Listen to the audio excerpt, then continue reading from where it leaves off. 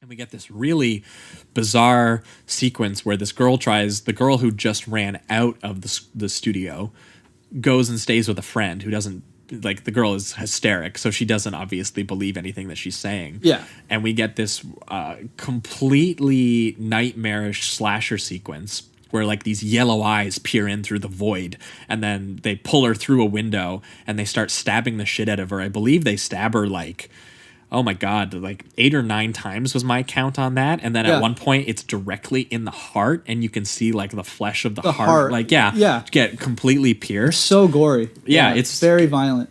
It's crazy. And there's, like, this old hairy, like, wolfman arm is the arm that comes through the window and stuff like that. Yeah. And what's cool too is that it once again, just going back to the score, Goblin, whoever these guys are amazing, because what they do, this could have easily just been a typical murder scene. Like, you know, you get some creepy piano, whatever you want to do. But what they do is they have these, like, hard-hitting percussions the whole time. So it almost makes you feel, like, angsty, and you're like, oh, shit, like, what's going to happen? Instead of just kind of feeling suspenseful, you feel like there's something powerful about to happen instead of just scary. It's yeah, which really does sell how far Argento goes with those murder scenes sometimes. Yeah, because he goes over the top. Like, they very violent. Yeah, and they're incredibly stylish, but they're artful. Like the one they are leads artful. to what you're saying with the stabbing of the heart, and then she goes through the glass, the stained glass roof that's there, right? And then the wire hangs her, and then the piece of steel that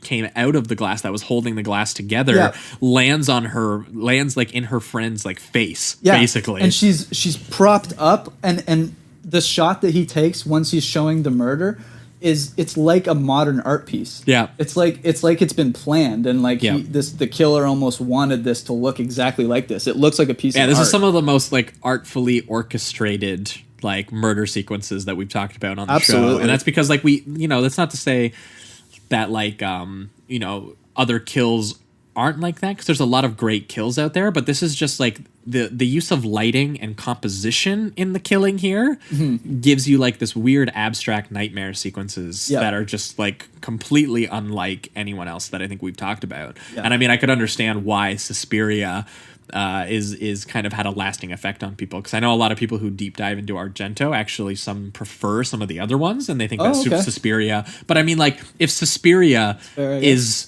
your most well-known movie, and you think that that's the overrated one, it's just like, it's still so good. It's still so good. Like, come on, like, this movie's so damn good. Yeah, and I also like what they did. The shot that he had before this girl died, which was just the completely symmetrical red building. It's on the inside. It's not like a courtroom or anything. It's like just a hallway, I guess we'll just say. But there's 2 staircases that lead into it, and it's completely symmetrical. And it's such a beautiful shot. It almost reminds me of, like, a Kubrick shot. Because Argento does come at filmmaking, and we'll talk about it a lot, especially when we get into Inferno. But he comes at filmmaking a lot from a point of almost like a someone who's into decor and, like, architecture. Right? Like, there's a lot of very carefully composed images and a lot of very carefully chosen sets, and where he places the camera in those sets and how that makes you feel, especially when brutal things happen in those sets. Or it kind of added to that thing I was saying about, like, the modern art piece. It was just like this. It felt prestigious. It felt well thought out and artful and deep, but then he would have these crazy murders happen. So it's like this total, like, trash material. Exactly, mixed in with this kind of prestigious. Like if this movie wasn't about murder and it was just, like, a psychological drama about a ballet dancer, like, people would consider this, like, an art movie. Yes, right? Absolutely, they would. Just because such vivid lighting and set designs.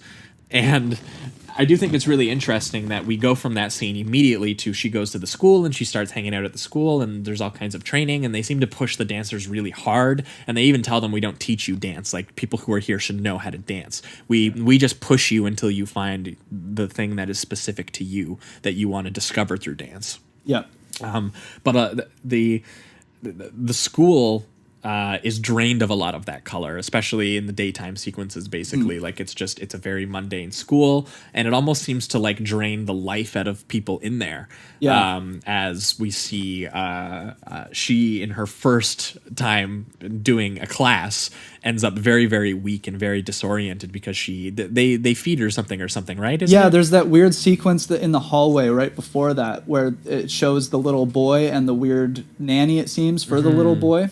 And she does this weird thing where she's holding like a knife. It's a broken mirror or something. Yeah, and she gives her like a light. It almost seems, it doesn't explain it, but it seems like it kind of hypnotizes her or, puts her under a spell of some kind. Yeah, it definitely drains her is what it seems like. Yeah, because then from then on she becomes tired throughout the whole movie. Well, yeah, and they constantly feed her like this red gooey wine. They call it wine, but it's like this red goop and food, and it makes her sleepy all the time.